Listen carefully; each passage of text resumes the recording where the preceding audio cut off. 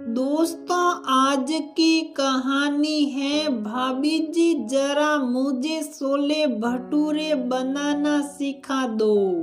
दोस्तों, कहानी शुरू करने से पहले अगर आपने हमारे चैनल को सब्सक्राइब नहीं किया है तो सब्सक्राइब कर लीजिए ताकि आपके पास पहुंचे हर नया वीडियो।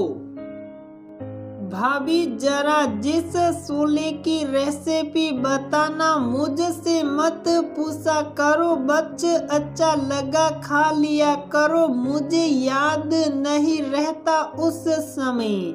मुझे जो मिलाकर बनाना होता है मैं वही बना देती हूँ।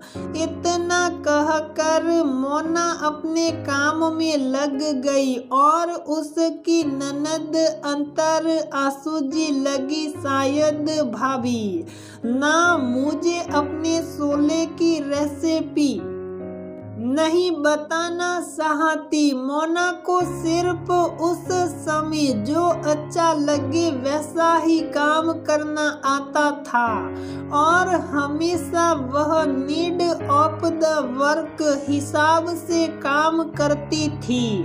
जब उसे लगता था कुछ अच्छा बनाना है, चाहे सैंडविच बनाना हो या फिर छोले बनाना हो या कुछ भी बनाना हो, वह उस मसाले कुछ पहले का बचा हुआ खाना से मिलाकर बहुत टेस्टी बना दिया करती थी। अब कोई रेसिपी पूछो तो उसे सच में याद नहीं रहता था। इस बात को सिर्फ उसके बहुत ही करीबी लोग जानते थे और ससुराल आए हुए तो उसे अभी मुश्किल से 3 महीने हुए थे। तो या कौन पहचानता या कौन जानता है कि मोना की आदत बचपन से थी। थोड़ा थोड़ा या मोना के पति मनीष को मालूम पड़ गया था। जब पग फेरे के बाद वह अपनी पत्नी को लेने गया तो उसके पापा ने बोला कि ठीक है, रुको बैठो या मिलावटी को बुलाया जाए। तो उसे बड़ा लगा कि मिलावट जी मतलब क्या है, तो उसे मालूम पड़ा कि ये चाय में अदरक ऐसे टूटती है कि अदरक से जैसे लड़ाई हो रही हो, लेकिन चाय बहुत अच्छी बना लेती है। आज जैसे चाय वैसे कल भी बनेगी, कोई जरूरी नहीं है। इसीलिए उसके घरवाले से मिलावट राम कहते हैं। इसके पापा से मिलावट जाता था, लेकिन अब कैसे भी करके उस की रेसिपी बताना चाहती। 1 सप्ताह के बाद फिर मोना ने छोले बनाए। आज का छोला बिल्कुल अलग स्वाद था। गिरो नॉनवेज खाते थे इसलिए मैं छोले में मटन जैसा स्वाद आ रहा था। ये तो आज ही बात हो गई। आज फिर उसने रेसिपी पूछी। मोना फिर मुकर गई। अब कैसे बताती कि कल शाम जो गोभी की सब्जी में गरम मसाला पड़ा था उसने उसे मिक्स करके डाल दिया है। कोई नहीं खाता करो, पता थी कि छोले में थोड़ा सा गोभी का मसाला मिक्स किया।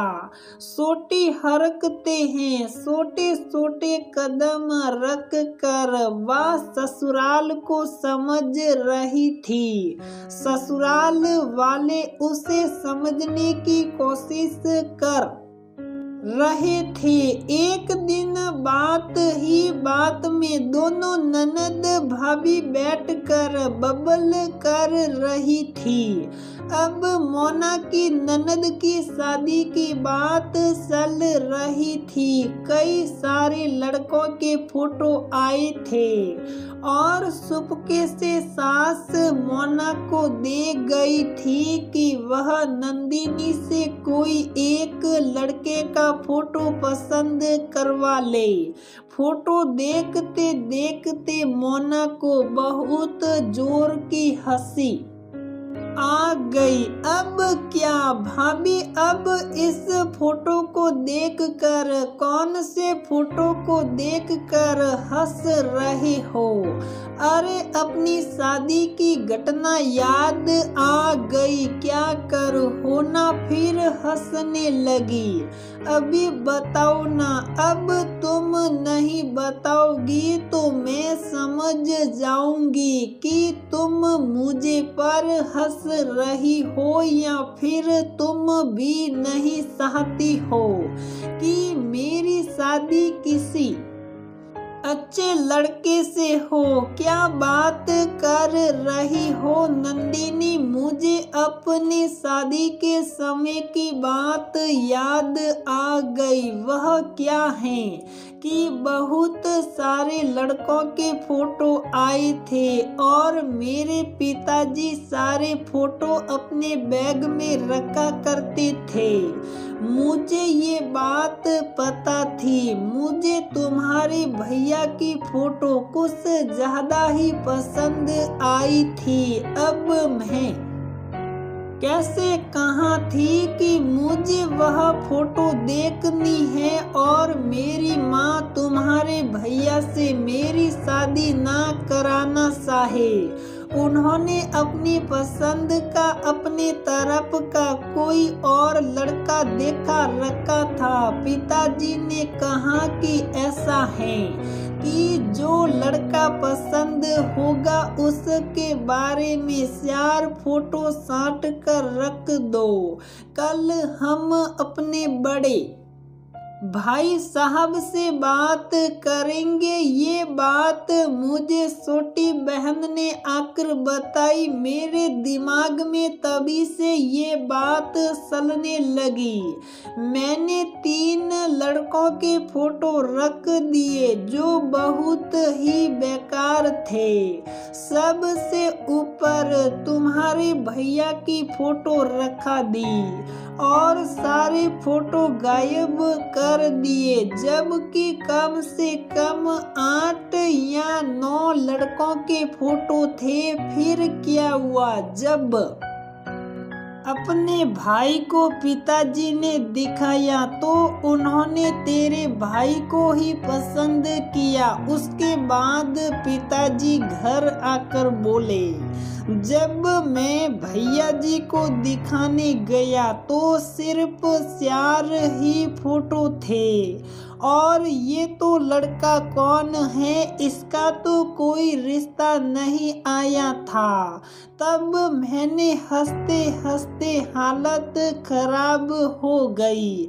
असल में वह दोनों लड़के हम स्कूल में एक बार बच्चों के पेरेंट्स का फोटो मंगवाया गया था तो 2 बच्चों के बाप का फोटो था। मैंने उसी में रखवा दिया था। तब से मेरे पापा मुझे हमेशा मिलावट राम कहते हैं। और अच्छा ये बात है। नंदिनी सुनकर थोड़ा शर्माई। भाभी, मुझे जो लड़का पसंद है वह उसका फोटो इसमें नहीं है। उसका फोटो कहाँ है? उसका फोटो वैसे तो मेरे दिल में हमेशा रहता है, लेकिन ईमेल आती हूँ उसका फोटो नंदिनी जाकर के रितेश का फोटो लेकर आई, जिससे वह प्यार करती थी। और बहुत ही समझदारी से मोना ने रितेश की फोटो उन लड़कों के साथ रख कर अपने ससुर जी को कहा, ये समय से एक लड़का पसंद कर लीजिए। कि लड़का का फोटो देखते देखते ससुर जी अपनी सास को दिखाकर बोले, ये लड़का तो बहुत संस्कारी दिखा रहा है, बहुत अच्छे परिवार का फोटो कब आया जी का बेटा है तो हमारे पास आया था। दोनों पति पत्नी सिर्फ सिर पर हाथ फेर रहे थे कि यहाँ रहते हैं, उसको कभी देखा तो है और इसका फोटो कैसे आया है, ये तो हमारी बिरादरी काफी नहीं है, सिर्फ छोटे बेटे के जन्मदिन पर पाया था। सखी सास ने कहा, अरे ये तो छोटा बेटा सुनमुन का भाई है, दोस्त है, इसका फोटो इसमें कैसे आया, अब तो बड़ी मुश्किल हो गई। धीरे से जाकर के मोना ने अपनी सासों को बताई, इसकी फोटो से आया है, इसको थोड़ा थोड़ा नंदिनी पसंद करती है, अगर आप लोग भी पसंद कर लेंगे तो पूरा पसंद करने लगेगी। अब तो सास और ससुर समझ आ गए कि ये लड़का नंदिनी की पसंद का है। फिर छानबीन करके नंदिनी की जब शादी हो रही थी तो ससुराल जाने से पहले नंदिनी अपनी भाभी को कहानी आई, भाभी अब तो छोले की रेसिपी बता दो, अब बहुत अच्छी बनाते हो और बहुत तरह तरह के स्वाद वाली बनाते हो। अब मोना हंसने लगी, मैं सच में रेसिपी नहीं बता पाऊंगी, या तुम मानो या ना मानो, जब जैसा समझ में आता है वैसा मसाला डालती हूँ और एक्सपेरिमेंट करती हूँ और सबको पसंद आ जाता है। तब तक रितेश हंस के बोला, हाँ भाभी मुझे सब बता दिया है इसने, आपने कैसे एक्सपेरिमेंट करके मेरा फोटो लड़कों का साथ में रखा दिया था, जिस वजह से आज मेरी और नंदिनी की शादी हो पाई है। जोर से बोली, जे हो मिलावट की। तभी बहुत जोर से मोना को अपने पिताजी की याद आ गई, वह भी तो ऐसे ही बुलाते थे। मिलावट में ऐसा मिलावट किया कि नंदिनी को उसका प्यार में लगाया और एक हंसता खेलता परिवार देखकर जो खुशी होती है उनको वही खुशी हो रही थी।